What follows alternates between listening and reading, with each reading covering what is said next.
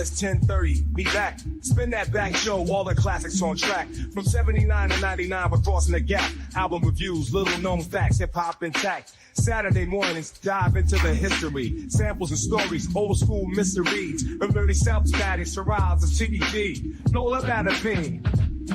Turn it up, let the vinyl spin. 10:30 sharp, where the stories begin. From the golden era, treasures within. Spin that back show every Saturday when we break it down, the legends and the lore, every beat, every rhyme. Uncover more, from Grandmaster Flash to Nas's Raw. We're bridging the past, hip hop's core. Welcome back on the back. Welcome back, y'all, to the Spin That Back show. It's your host with the most, El Pulo. Got my man, Mr. Nice Guy, in the house with us. And we got Mr. Walk, as usual, up in here. And today we're going to be talking about the Likwit crew and King T. Spin that back. Can I say something? Yes, you can. Yes, y'all. It's not a secret no more. The King B-Boy T has been washed ashore. And I'm back and I'm the king and I should rule. I'm the best for the job. You know why? Because I'm cool. Y'all remember that shit? I know I butchered that, but yeah. King T. See, he remembers the first single. Yeah. Yes, sir. I think it was actually two singles. The second one, because the right. first was "Payback Some Mother" and the Coolest. Those were the first two singles that dropped. So that was before you get bass and all this other stuff. So yeah. Yes, sir. Yes. That's on his first album. Wait. We can't go with his first album. He was on that song with Toddy T. The who blew up that McDonald's or blew up the Jack in the Box or Rosecrans? Well, I forgot what song that was, but that was with Toddy T, King T, Mixmaster Spade. Oh, rest in peace.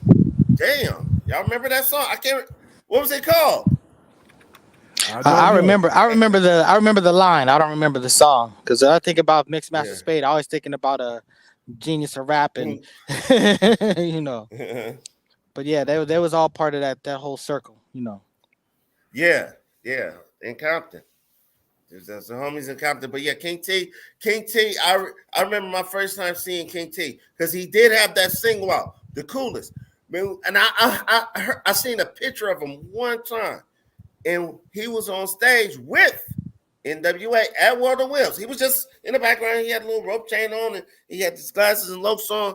And we was looking like, is that King T? Is that we felt like little high school girls, like little junior high girls? Is that King T? Is that King T? But it was King T. He was on the stage with NWA, but he didn't perform. He's like there. He was there. Yeah. Was it Better Bring a Gun? Was that the song? Better Bring a Yes, sir. Oh boy. If you go into Compton, better bring a gun. Better bring a gun. Better bring a gun. Yes, sir. Yes. Let's go. Spin that back. Let's get started. Yes. Spin it back one time for him. And like I said, this first album was Act the Fool. Hey, wait. Before we do that, we can't talk about the album. We got to talk about the singles. Remember, because see, back in these days, the singles dropped before the album. So he had two singles, and they were on Techno Hop, which was the label that Ice-T was on. Ice-T. And the first song was Payback Some Mother. And then the second one was The Coolest. And this is when, you know, even the East Coast was looking at him as like a peer for Big Daddy Kane. He was like the West Coast Big Daddy Kane, not to diminish what King T was doing, but just establish that he was on that level as a MC, as a lyricist, as a deliverer, because he had a real dope voice. And on top of that, he had some real dope lyrics. And that was back in the days where he was always talking about white gold, wearing white gold, B-boys, you know, he don't wear the gold, you know, stuff like that. So yeah, so that's where you got to start at. And again, this dude, he was the dude on the West Coast as far as lyrics and stuff like that at the time when he first jumped off. Right. Yes, even Biggie gave him props and said he was one of his influencers. Wow. Biggie? Wow. You learned Biggie something loved new. King T. Yeah, Biggie loved King T. Spin that back one time. Wow. Well, I just remember being in school, and it was like we was talking about who's the best from LA. It was like Ice-T. And then you heard King T It was like because remember from that song "Better Bring a Gun," he didn't really have nothing else. But then we started hearing singles. It was like, and to me, the coolest that was like the one right there. I was like, damn, this dude is tight, and he was just rapping that fly shit about chicks and talking about how cool he is, and he was a cool cat, King T. King T, for sure. Rocking over that meters beat. That ding Oh, yeah. ding ding ding. That's called Sissy Strut. Hey, that.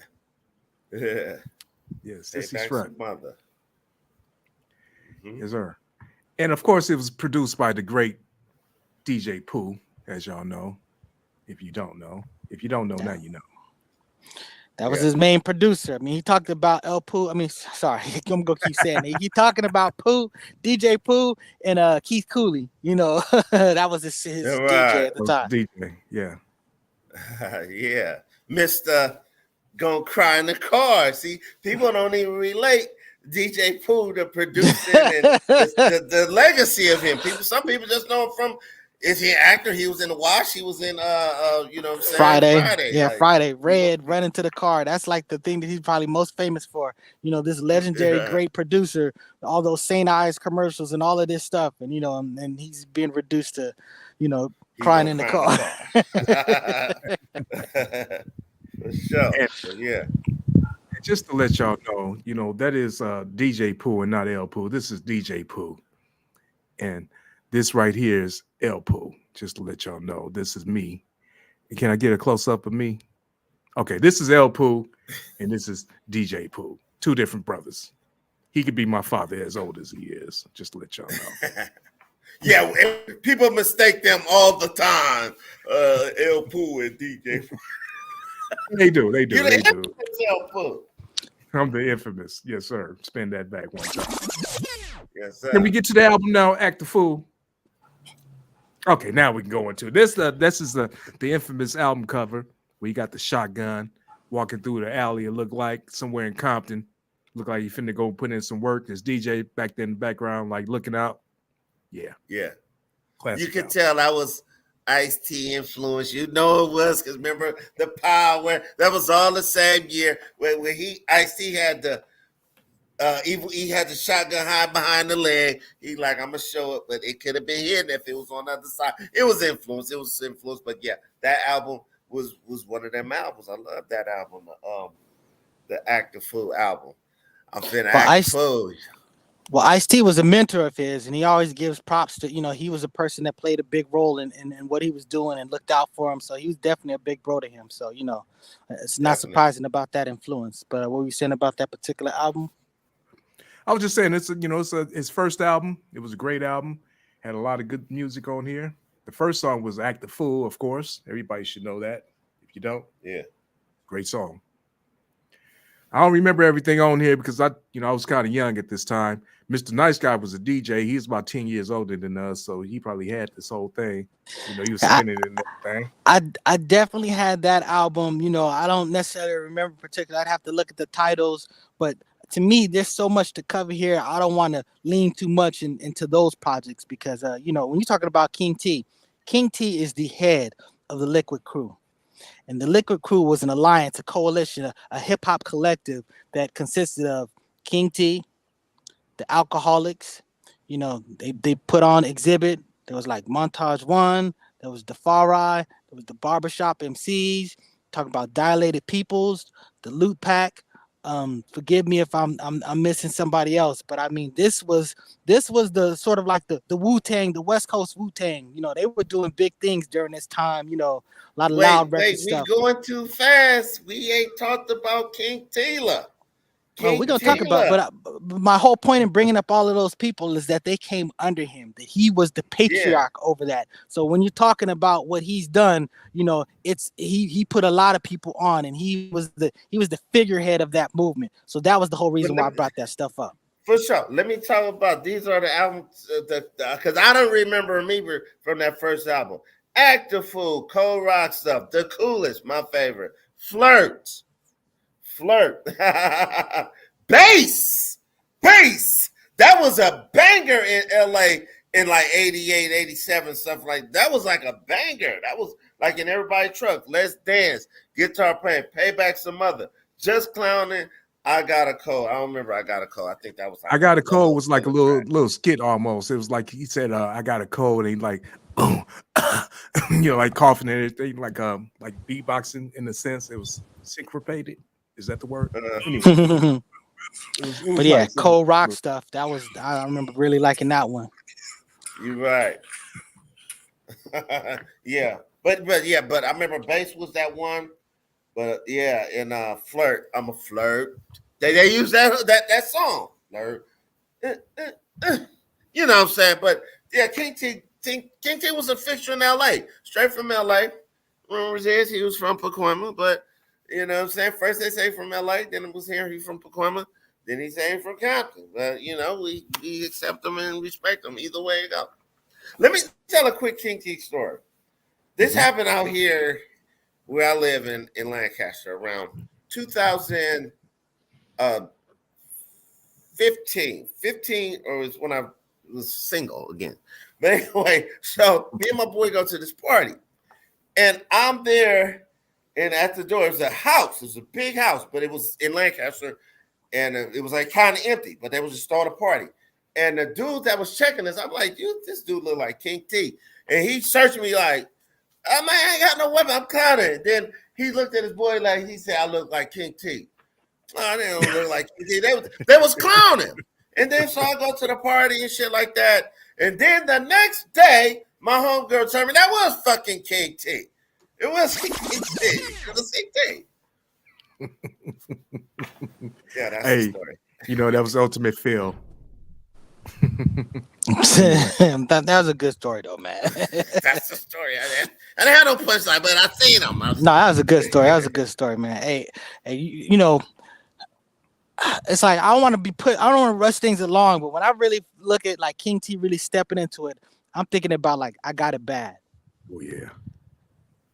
But that's really stepping it up though. That's really that's what I say. I'm not trying to, but to me, it's like I'm a little bit anxious. But we laid out what was on this album, so we're probably but then after that album, he had At Your Own Risk. At Your Own Risk, and remember too, he was also in We're All in the Same Gang. Watch this. Me and Floyd X, we had moved to, we didn't move. Our parents moved, so we had to come with them to Florida.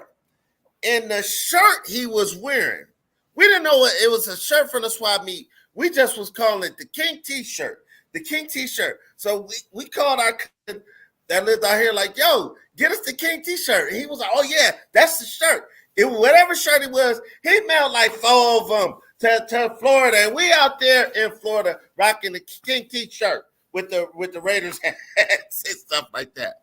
Yes, that was the shirt he was wearing, and We're on the Same Game when they did the whole song in the Jordan Down Project. I mean, Nickerson Gardens. My bad. That's right, Nickerson Gardens.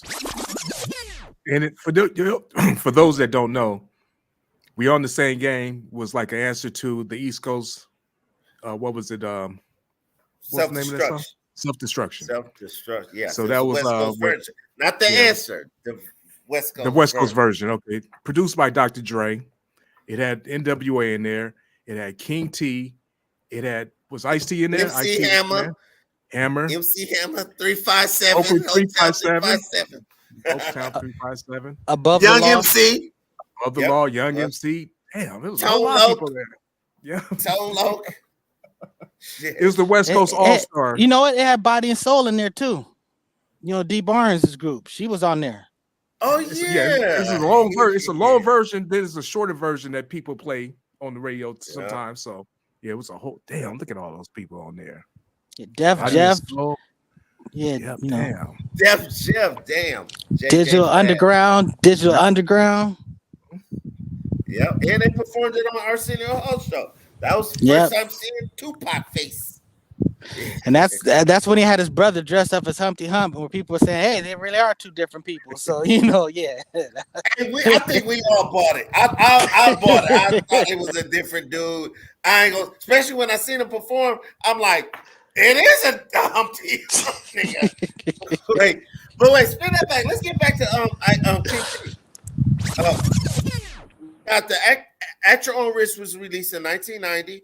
We got It's At Your Own Risk. Hold on. At Your Own Risk. At Your Own Risk. Let's say this too. It had a remix to it too, that Marley Marl did, which is one of the best remixes ever.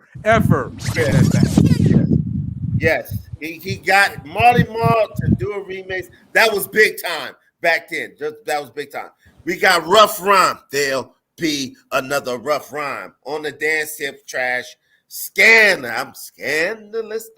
You know what I'm saying? Take You Home. Girl, I should diss you. The song Diss You. Time to Get Out. Some of these was real trash. Can This Be Real was good. That was a single. That was dope. It wasn't that good to me. That was dope. You know. That was dope. Can This Be Real? El Poo, that was that. Yeah, that was a banger. I love that song. I sampled it and used it for a song of my own. So yeah, I rocked with that song. Then we have the most famous song that was on that album, Play Like a Piano, featuring who? Ice Cube and MC Breeze. Yes. Where Ice Cube, where he came and he said, I got the homie from the lynch mob. What's up, nigga?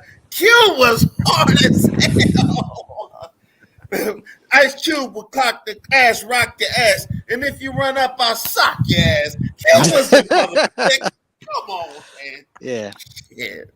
Cube was that dude. But that was my first time hearing Cube on something other than NWA, and that was like, I remember I know I'm not the only one that used to think this, that Ice Cube should go solo. Revelation. I know I was not the only one, but I used to be thinking that when I heard the bitch is a bitch and stuff like that. But when Cube was on that, I was like, he needs to put an album out. Just saying it. Like I'm 15 years old. Like I thought of that. Like, you know what I'm saying? But yeah, Cube was hard. Cube killed the whole album. Like, you would probably buy the tape just to hear that verse if you didn't like King T, because you probably heard about it. It was like, let me hear this play like a piano. You know, that was great what Cube did on that record. Produced by the great DJ Pooh once again, and they used that sample from Grover Washington Jr. Knucklehead. Great song. So well, spin that back. Go ahead. Spin that back. Yeah. And we can't forget about MC Breeze, not Breed. Breeze spit some hardcore bars on there, but he got overshadowed the young by son. Ice Cube. The young son of No One. Whoa, how you remember that? I'm young, I'm fast, I'm pretty, and can't possibly be beat. The young son of no one, Tyson. Damn, I thought I was the only person in LA that knew about that. Well, go ahead. Yeah. Hey, Breeze was underrated. He had this one song called LA Posse. I love that. Ooh, LA, yes. Yeah. In front of the burger stand by Hamilton. Y'all remember he was by the burger stand by Hamilton. Spin that back one time because I did not even know that. Yes. Yep, on Venice. Yeah. Okay. So yeah, he had some joints on there. Me and Leroy used to always dap up that album. You know, I remember he had the steadily trying to flow like. There was a bunch of things. He did some things, but yeah. Not to digress. What happened to MC Breeze? What happened Breeze? What happened to Breeze? He died with the LA Posse. Oh, wow. Yeah. MC Breeze and the LA Posse. Mm-hmm. That's Bobcat, ain't it? Mm-hmm. That's Bobcat. Yeah, they produced that. Hey, they made some money off of producing LL, so they did some things. Oh yeah, yeah. But that King T made DJ Pooh a hell of a producer on the West Coast. Besides LL, I just gotta throw it out there because his production was top level. Yeah, but he never got the props of a Dre. That's like because he produced groups like Deep Threat, you know what I'm saying? A lot Cam, West Coast Cam. Salute to West Coast Cam. He gave Focus Up Show a shout out and keep saying that. But anyway, he DJ Pooh did a lot of good production. Ice Cube, You Played Me. What's that song? Damn. Fuck. Who's the Mac? I don't think he produced that song. I think Jinx produced that.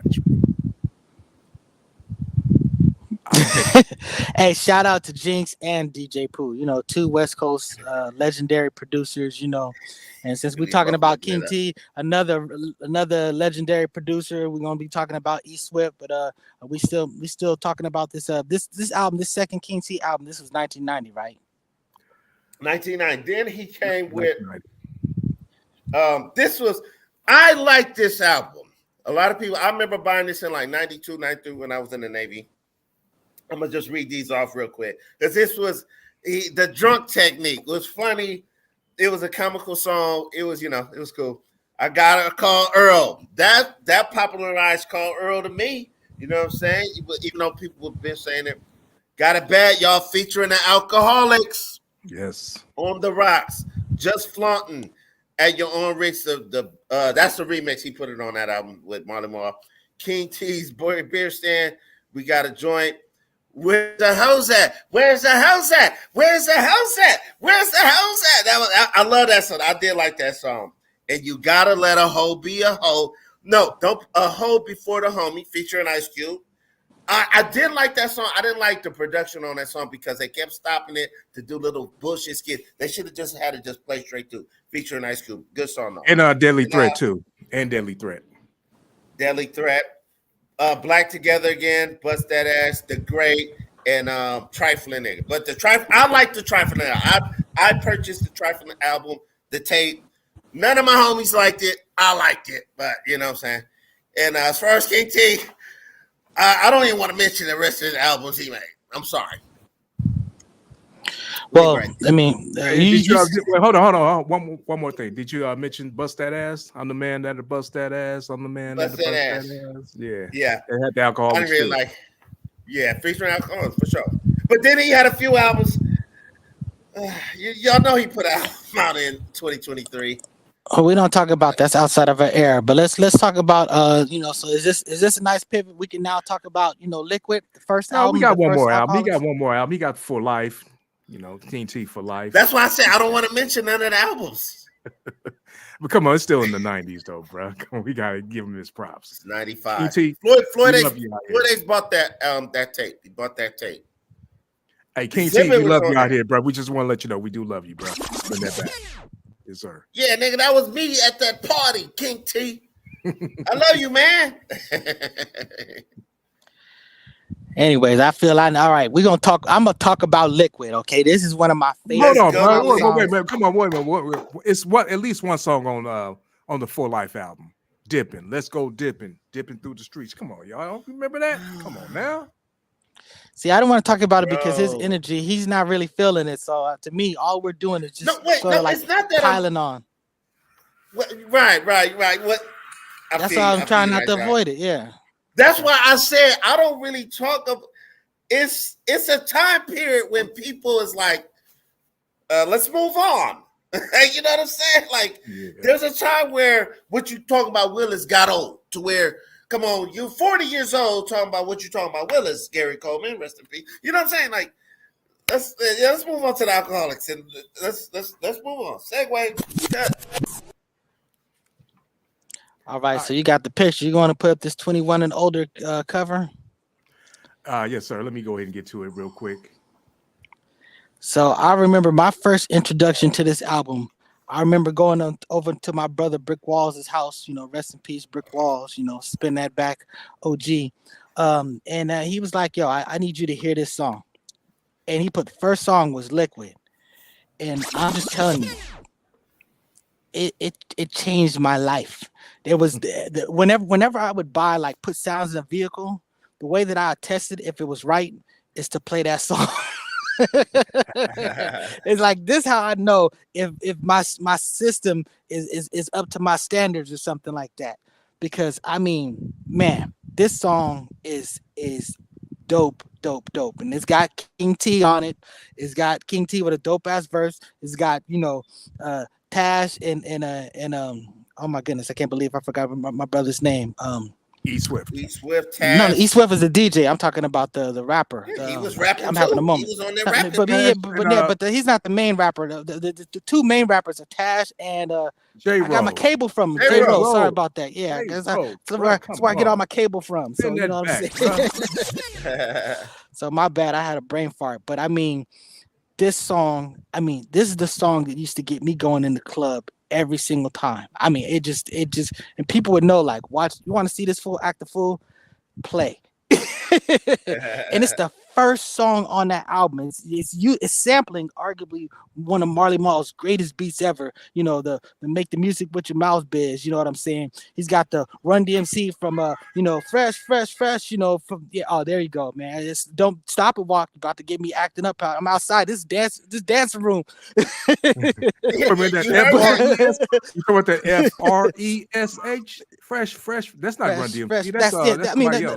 No. Yeah, no. That's the Fresh Crew or something like that. But they all but the for you, it's fresh. Yeah, For You, That's yeah. Run DMC. Fresh. That's Run Yeah, DMC. yeah, right. That's at the beginning of Rock Box. But the bottom line is, Right. DJ E Swift. I mean, he was a phenomenal producer on this album, man. That, I mean, that's that song. Wait, that's that song where King T says, "I gotta go. I'm late for my alcohol." Wait, what did he say? My alcoholic meeting. No, that's how I got it bad. That's I'm alcohol. I'll see you next weekend. Next week I'm late for my meeting. Something like that. Yeah. I got it bad. That's I got it bad, I believe. Oh, and it's funny because on I've Got It Bad, Tash is not on I Got It Bad, and the reason why is because he was in jail. He had a DUI, and he had a line on Likwit, something to the effect, you know, I would have had it bad, or something. He said, but he failed the breathalyzer, so they threw me in the clink, something like that, you know, whatever. So the bottom line is the reason, yeah, it was a real story. So the reason why he wasn't on his song because he's in jail for DUI. So you know, but yeah. So he's like, yeah, I wish I had it bad, but in fact I got it worse or something like that or whatever. I don't remember the lyric, but it's dope, you know. So and you could go over I don't have the list. I should have brought up the list of that album, but I'm telling you. Every song on here. I got it right here. Yes, sir. Every song on this I got it right here. Banger. That's my favorite one. Only When I'm Drunk. I love Only When I'm Drunk because you use that same sample that EPMD used. Yeah, Can't Tell Me Shit. Turn the party. Wait a minute. Last call. We gotta talk about that. That was a hell of a song. Last call, y'all. Last call for alcohol. Man, this whole album was banging. This is one of my favorite albums right here. I'm telling you, this is one of my this is a top 10 album for me. You know what I'm saying? It just so you talking about Last Call, they did a video and they combined two songs. They did Last Call and they did what's Only the song? When I'm drunk? No, it wasn't. Yeah. Can't tell me shit. No, that's not what it was. We'll go over the list. I'll tell you which one it is. This is the list. Can't Tell Me Shit. Turn the Party Out. That was a great song. Turn the Party Out. Yeah. You know, Bullshit. Remember that one? They did MC Shan on there. I didn't like that. I don't remember that. You know, I assume it was a diss, but he was like, you know, they should bring back MC Shan. You know, or you know, some bring back MC Shan, and everything the album was on that song was basically talking about bullshit. So I don't know if they were being legit or not, but I always felt that was a dig. I was never cool with that. I didn't think it was part. a diss. I think it was. I would love to ask him. I felt it was a diss. You know what I did not like about this album? To me, it was too short. It was too not the rap. It was like it wasn't long enough. Even that first song, it was like, damn, like you wanted more like from these dudes. It was like only 10 songs on the whole tape, and it was like you just got to keep replaying it over and over. Like, you know, I'm saying, and I did. And I did. But you know what? The next song was Soda Pop, and I really don't remember that. I have to hear it. Yeah, it's dope. It's dope. Make room. That was the song. That was the song I was talking about. That was the video. The video is where they did. Part of it was Make Room, and then part of it was Only When I'm Drunk. I gotta go. I'm late. Not Only When I'm Drunk. You keep saying. Last call. Yeah. My bad. So if you check out the video, they did a mixture of both of those dudes. You know. So and you know what? We can't talk about the Alcoholics without acknowledging the fact that Born Alive dropped a bomb on this show a few shows ago, saying that he was an original member of the Alcoholics. So that's just, you know, that's pretty amazing. So, you know, he's got that good relationship with those folks. So, you know, yeah. I wish that brother was on here to tell that story. Well, I know this. I know, like, this, like 95, 90. I'm just saying, we used to see Born Alive. I know they came out before. I'm just saying. But like 94, 95, like Born Alive would be at all them shows. Liquid Crew would be there. King T will get up there and rap. I think King T used to be drunk as hell. They'd be like, give me that goddamn mic. Yo. But it was a Liquid Crew. Exhibit. Born Alive. He was there. You know, Born Alive always bring his ass up here. Born Alive was there already. They used to have a lot of underground shows in LA, like in the 90s. 90s, I'm telling you, me and Floyd X, we go in there and be like, oh shit, that's fucking we call him Mustafa. What the fuck Mustafa doing up there? But yeah. Hey, Charles, that's right. Charles, don't drink and drive because I might spill my drink. He said I failed the breathalyzer, so they put me in the clink. That was the line. That was it. Look at him reach. He up in the Bay Area, the Yay area. Wow, that's and a lot of East Coast rappers was digging the lyrics because they did have lyrics. You cannot say it was not no. Shout out to Charles X for that one right there. Hey, De La Soul considered them part of Native Tongue because they performed when they went on tour with him. So De La Soul basically said that, hey, the Alcoholics, they part of Native Tongue. So they was part of the Liquid Crew. They was part of Native Tongue as well. So It's a couple of more songs on this album. Mary Jane. Yeah, I'm waiting for you to. I remember Mary. Who them niggas? I love. They had a this is the song. That was a cold ass beat. Man, I'll tell you, this song, who them niggas, who them niggas, who them niggas. Oh my god, oh my god. Oh man, so was that was Threat was on that song, right? And we can't forget. Remember Taz? Taz did go solo. He did a song with Old Dirty Bastard. Hip Hop Drunkies. Dope ass song. Yeah, that's a little bit later. His name was Old Dirty Bastard, and he's alcoholic.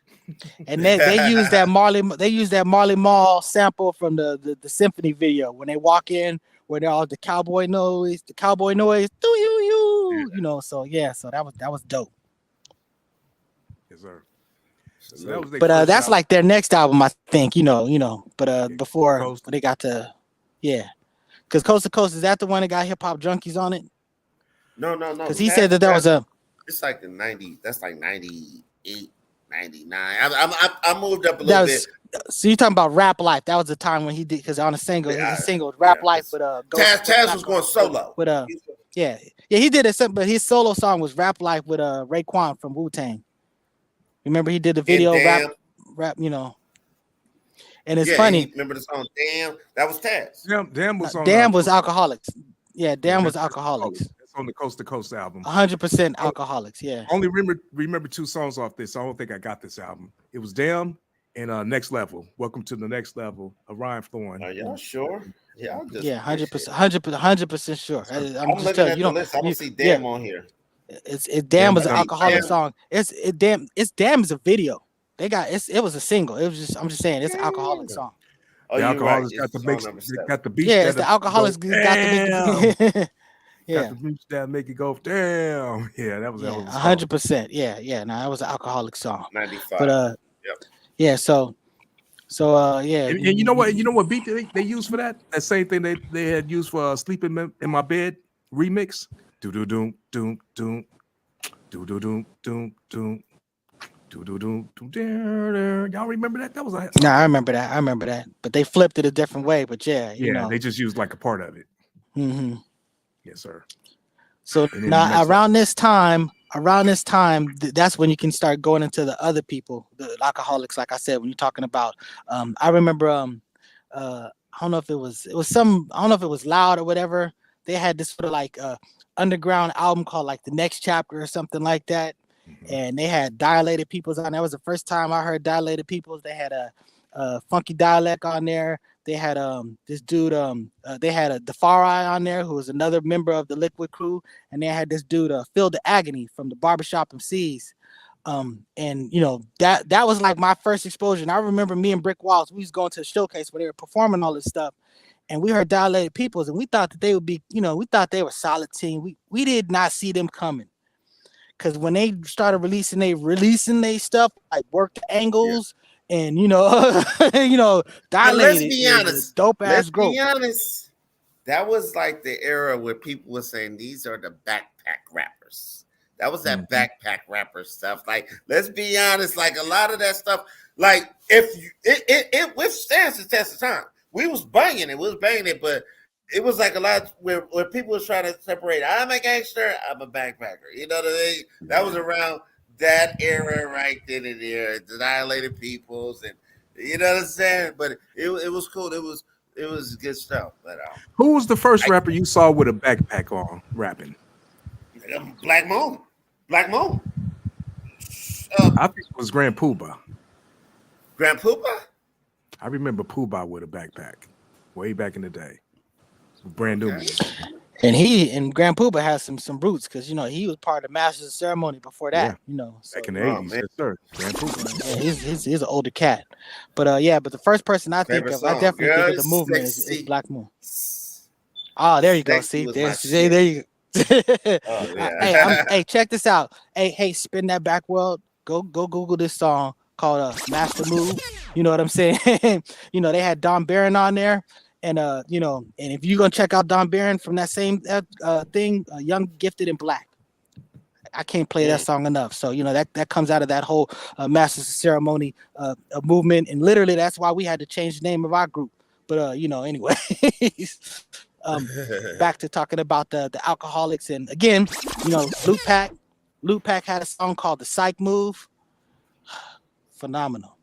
And one of the members of that, you know, he ended up doing like a whole bunch of production and stuff like that. You know, he's ended up doing, you know, a lot of stuff. He ended up doing a lot of stuff with MF Doom. He changed his name. I think he was first Quasimodo. I forgot what he changed his name to. But I mean, he's one of those big sort of like underground hip hop producers. So, you know, shout out to them. And we talking about people that kind of blew up. Exhibit. You know, I always thought Exhibit was cool. I thought he was good. But when Jinx did that album, I mean, that's when I realized, like, whoa, he just stepped his game up. I mean, he just kind of outshined everybody as far as, you know, kind of getting into the mainstream and stuff. So, you know, salute to X. I'm gonna say this about X to the Z. Like, he rap his ass off. He busts. Like, I've seen him rap live. Like, he in his voice he kill shit. But as far as his music, I'm gonna be honest. Like, it was alright. I'm gonna just be honest. Like, he never had no shit that I was like, that's that one. But he had so many people behind him and root for him. It was like they played it so much. But I just really, but I respected him because as far as an MC, you can't fuck with him. Like, I've seen him. I've heard him on the Wake Up Show. Kill shit. But as far as his music, it was like Paparazzi. Paparazzi was the shit. Go check out that Sir Jinx album, everybody out there. If you ain't ever heard it, I mean, again, that album to me was a departure. It was a growth. It was basically the thing that got him the Dre album after that. So you know what I'm saying? That album is a West Coast underground banger, and it opened our eyes. And he had arguably one of the greatest videos of all time. That I think is the What You See Is What You Get. I remember seeing Karis One live perform at a show, and he was talking about, that video is everything. So that was a great video. I'm telling you, it's one shot. I'm telling you, that album. And that was over there in West LA on one of those cul-de-sacs in y'all neighborhood over there by the freeway, like Curson, one of them streets. I'm just telling you, go check it out. This is one of the greatest videos of all time. Not just a rap video, greatest video of all time. So check it out. What you see is what you get. Exhibit. By request, Floyd X asked me to put this up here. Big influenced by King T. T greatly influenced the Notorious Big with his deep voice, flow, rhyme style, which Biggie would use at times to imitate on his 1994 album Ready to Die. T later paid homage to Biggie on the track 6 in the Morning on his album Kingdom Come, which nobody heard, I don't think, using a similar setup to vocal samples of Biggie's track Somebody Gotta Die. In 2010, Ice-T confirmed at the interview that King T was one of Biggie's favorite rappers. Like I had said earlier. So Wow. let's go ahead Spin and that back. Salute. thank you for that, Floyd X. Wow. And like I said, the East Coast cats had respect for him. Again, he was the West Coast. He was the West Coast Big Daddy Kane. You know what I'm saying? And you got to understand that Big Daddy Kane at one point was the guy. He was the person that everybody was emulating as far as rap stuff. Person wanted to start rapping the style that they would be trying to emulate during that one time. Everybody was copying Big Daddy Kane. Big Daddy Kane was the man. Shit. On the streets. No, he's on my Rushmore.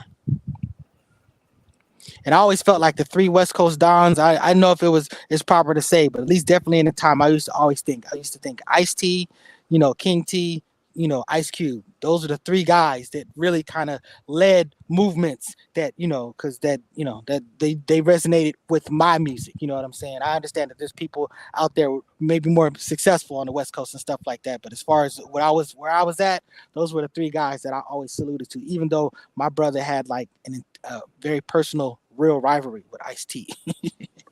Yes, sir. And once again, I must say, before Dr. Dre became the premier West Coast producer, this man was the premier West Coast producer, in my opinion, DJ Pooh. He was that dude. He's definitely that dude. He is that dude. Yeah, he is that dude. Think about GTA and all that stuff, all the stuff he done did. Did Friday, co-wrote Friday, and I think he co-directed it too. No, F. Gary Gray, I think directed it, but still, he co-wrote Friday, the original Friday. And Three Strikes, and another movie, a few other movies. DJ Pooh is the man. The Wash. He was in The Wash.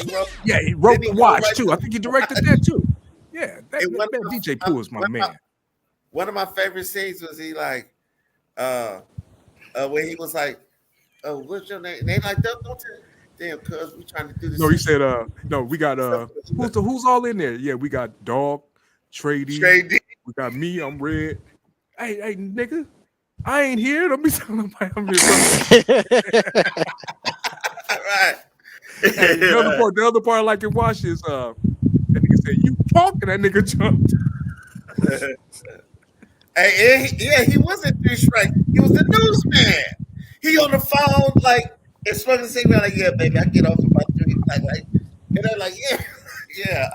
Shoot, didn't he start off narrating that, talking about basically saying they say that I didn't have nothing to do with Friday or something like that? I mean, I remember something like that, but but El Pooh. I mean, not in the sorry, movie. You said El Pooh.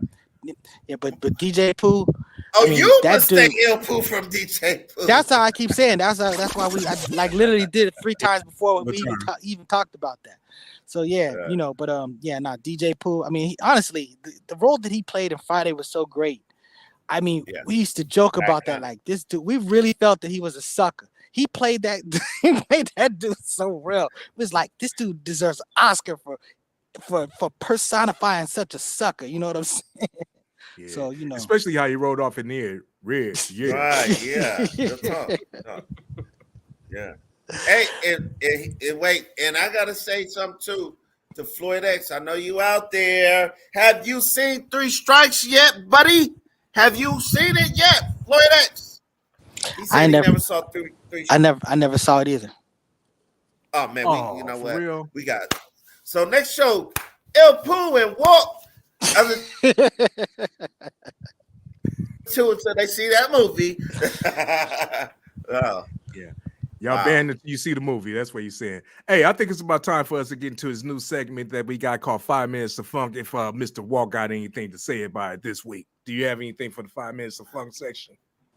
I do. I can think of something. I really didn't think we was doing a show, but no. Like, we was gonna do the show. We just didn't know if you was gonna do the show. Okay, so what y'all got for 5 Minutes of Fun? Well, you want to think of what was a classic thing that people debated, that we may not have agreed with.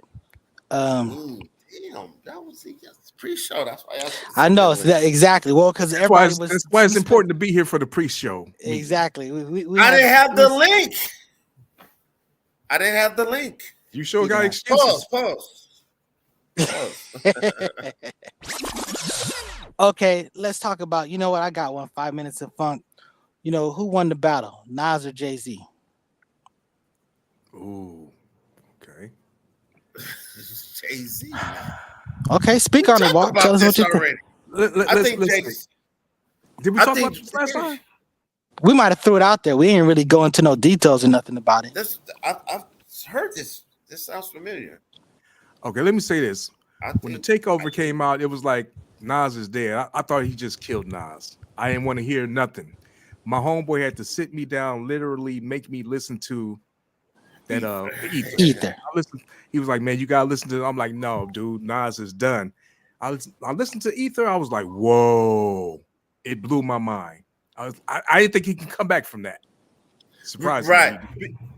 You gotta think when Jay-Z did that, he had that double album, he had a lot of features, and he didn't just diss Nas, he came at Mobb Deep and Nas. Like it was like I think Jay-Z was the first to do that. Like on one song, I'm gonna get both of you, Cap.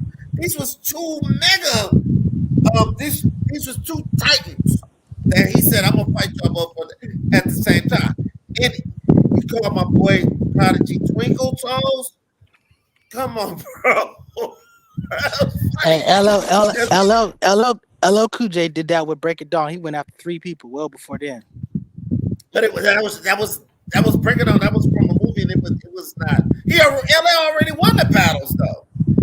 He was still going on. What I'm saying though, but the way Jay-Z did it, it did have that double album, fly shit. Rakim was on it.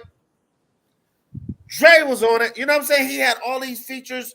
And am I right or am I wrong? Was that the blueprint too? Whatever. But Jay-Z, and to me, the battle was won. Now, wait, I will say this as a disclaimer. When I first heard Ether, I was in my dad's car because my car broke down. I was a security guard, and my dad let me use his Datsun. It was a piece of shit car. And I'm listening to it on the radio. It was trash. It was trash. I'm like, this is your comeback, Nas. But then I heard it again in a fucking club, and I was like, whoa. The only part I didn't like, which was like a low blow, and it was unnecessary, when he say Jay-Z with the D sucking lips. That needs to go. That was trash. That was like, what are we talking about? But when I heard it in a club, but this was like a year later though. I was like, because El Pooh, I was putting it to the side like this. I don't want to hear that shit. But when I heard it for real, fuck Jay-Z. Nigga, you love my style. That shit was like, whoa. Yeah, but I still think Jay-Z won. Well, I mean, really, I guess the song was I guess what I should have said is what's better. What song was the better diss song? Takeover versus Ether. Because I mean, you talk about winning in life. I mean, Jay-Z pretty much laid a real life argument for how he was winning with the publishing and all this other stuff. I mean, to me. But I always felt like, look, when you rhyme in and whatever, it's not so much about the circumstance of your money. We understand how the business goes and stuff like that. To me, this is about your spit. And I just felt like he spit like, Nas is just a better lyricist than Jay-Z. You know what I'm saying? And but then he also had the Super Ugly. See, that's where people say that Jay-Z lost, because Super Ugly was trash. Because why would he use that beat? That's the song.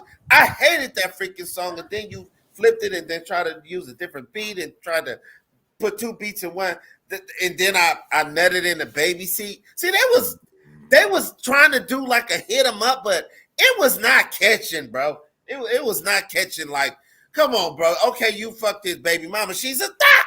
She's a thot. You know what I'm saying? She drifted from rapper to rapper, and she did it after you.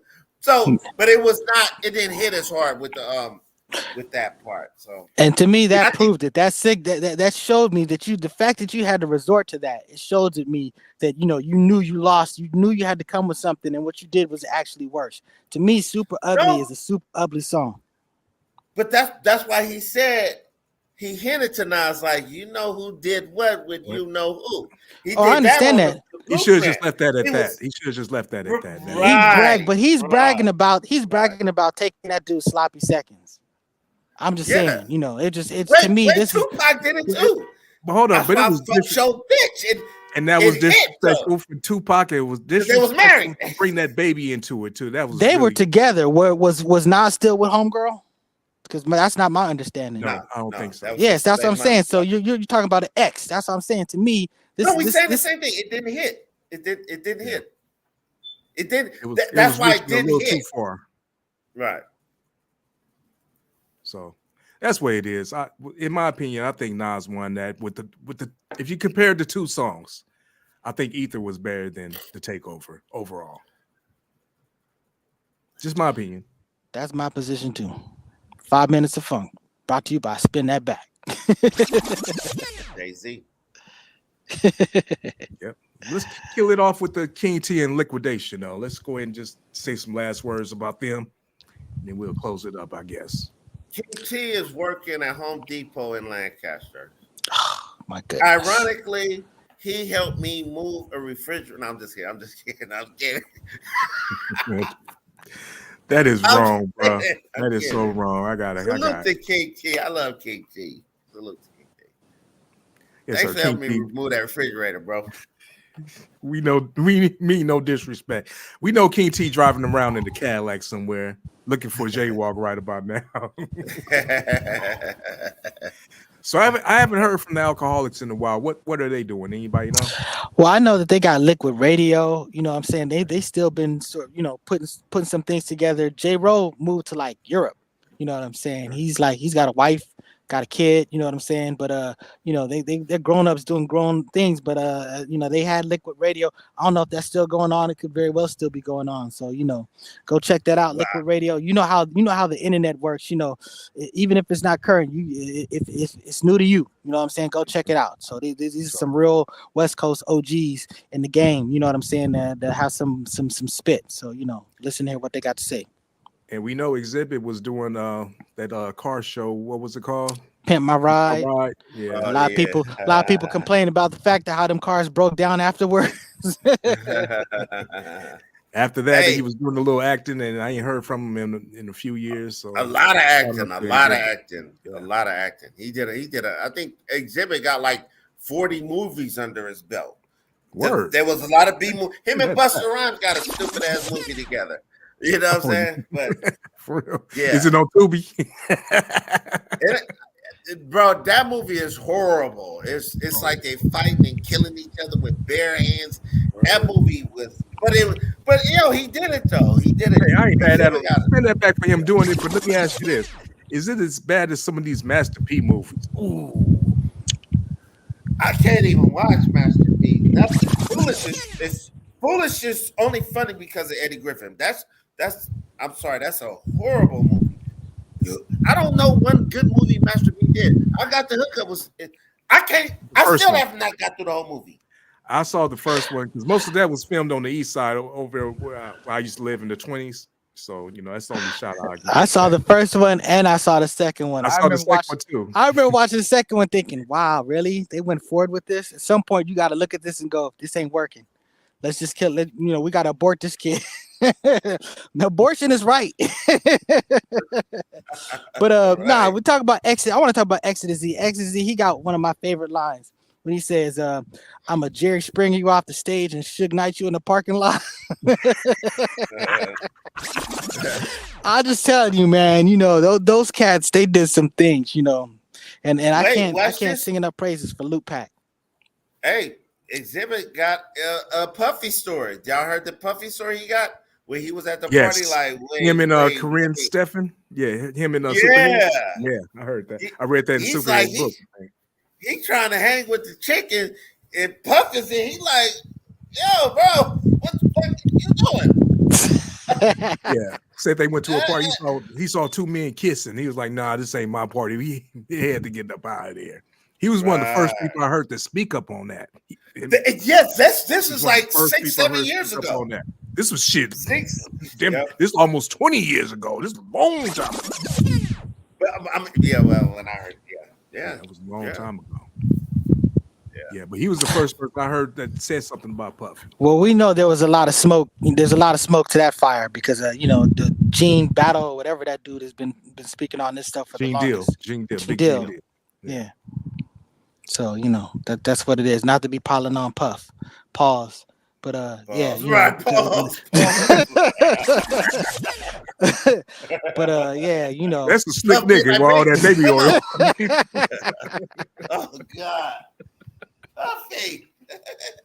There you go. There you go. I'm surprised you got his hands on something. Hey, man. I was tripping. People are talking about this is not lubricant for sex. This is rub down shit only. Like that would be the only reason for baby oil. It's not a lubricant Because for it'll destroy a condom. It'll destroy, a lot of the stuff, and it shouldn't go inside right. you. There's a whole bunch of issues with it. So that's why, literally, like the Yeah, it'll bottle, cause infection. they To a chick. they took an opportunity to say, yeah, this is not what you use for that. But right. So oil that booty down, the Ouch. back, and all that weird Ouch. shit. So you saying it destroys your protection? Maybe that's Yeah, the reason why you got caught. Ouch. It'll make the condom break. It'll make the condom break if you're wearing condom.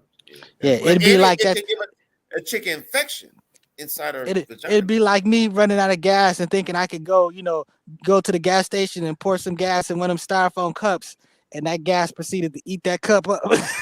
That's when I learned some chemistry. The hard way, huh? Yeah, the hard way. So that's what it is. Pause. But yeah, Pause. but Likwit, I want to talk about Dilated Peoples a little bit, because Evidence to me is one of the dopest rappers. Alchemist, one of the dopest producers. He worked with Mobb Deep and stuff like that. This is all coming out of this movement. But I mean, that worst comes to worst, my people comes first. You know what I'm saying? Those cats put together some amazing songs. I never saw it coming, but I'll give them the respect. I remember you saw that Kanye song. You said you didn't even hear about that or something like that. I remember that song. I didn't care too much about for that song, but that I saw you. But you know what? Working with Kanye is a big deal. Especially particularly that time. So it's still an amazing accomplishment. So and shout out to the barbershop MCs. Them with some underground cats that was routinely on the wake up show, battling and doing stuff. My homeboy, shout out to my homeboy Juice the Barber. So it's just it's those cats, they did that. Montage one again. And I might be missing some people. I apologize. I'm old. They old too. But I'm just telling you that was a collective that I loved in my older days. Checking them out, particularly like at the House of Blues or something. I remember you talking about King T being drunk. I remember they were performing Likwit, and he accidentally went into the lyrics for I Got It Bad. And they were like, oh. He's like, man, y'all know the song. So, but man, still great experiences. One more thing. You want to tell that King T and Tupac story that happened at Glam Slam downtown? Ooh, I don't know. I want to speak on that. Oh, they got King T, it was Compton nigga. He wanted Tupac. Somebody had the rag in the wrong pocket. I guess if you were blood, you're supposed to be on the right side, on the left side. King T was saying something like, "Yeah, he was on Tupac, like nigga." It was a burgundy. First of all, it was a burgundy rag too. It was burgundy too. Go ahead. Yeah, and King T was on Pac like that, and Pac was Pac with Tretch or Ed Lover. And they like, what the fuck? Like, and Pac going to his shit, and then Stretch was like, I'm gonna knock him out.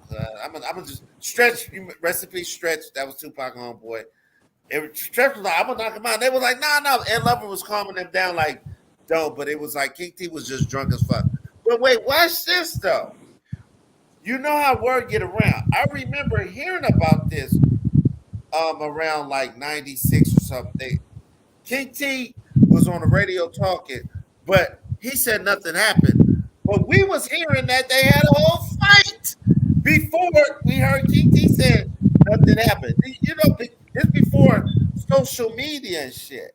Yeah. Like we heard that Coolio came out and said Coolio said he was there. He saw it happen, and he posted it online. And I remember King T going after him online, and that was like right before Coolio died. Well, Coolio, so Coolio did put it out there, but King T also said he said he got sucker punched in the whole thing, but he said Pac didn't do it. Somebody from his crew did, Anyway, they straightened it all out. A couple of weeks later, Right. it was all good, and then Pac went to jail after that. So it's all good. Right. And Anyway, King T was every story says that he was super drunk. Yeah, he said he was drunk. He was drunk. every He was drunk and he iteration was of this acting a story fool. was that he was drunk. Yeah, so Anyway, Yeah, I don't know. I mean, I don't know how many points you get for beating up a drunk person, but as far as we know, Coolio says it definitely happened. He saw it with his own eyes. Hey, disrespect. Hey, wait. Disrespectful. Like I said, they made up though. Go ahead. Wait, let me quote the words of G. Perico from Broadway. Crap. He say, "If you was talking shit, don't say you got dope fiend." Yeah. With that being said, let's go ahead and end this today. We like Salute, to thank King y'all for, salute King T and the whole Liquidation crew. Thank y'all for even joining us. We'd like y'all to press that like button, number one. Hit that subscribe. We will appreciate that. Join us next week. We will be here next week doing it again and again and again. So it is what it is. We'd like to thank y'all for joining us. And hopefully y'all join us next week. Look at it again. Share it with your friends. And join us when we get back on this. We gonna